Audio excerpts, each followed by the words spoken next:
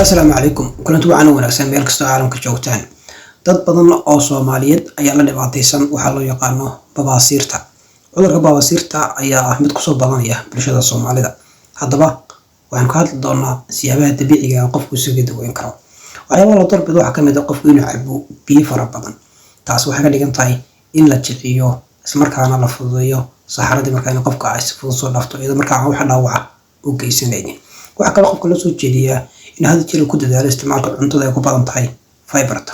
iyo ugu dambeyntii hadduu xanuun qofku dareemayo inuu isticmaalo dawada loo yaqaano paracetamol hadii jeerna inuu adeegsado si uu isaga nadiifiyo saxarada waxyaabo jeexsan sida softiga ama tissue haddaba haddii qofka intaas wax u tiri waayaan isla markaana xanuun qofku ku sii bato waxaa loo soo jeediyaa inuu isticmaalo dawooyin kale waxa noqon kara dhibaatadaas dawooyinka waxa kamid ah dawada kale ka muuqata waxa loo yaqaan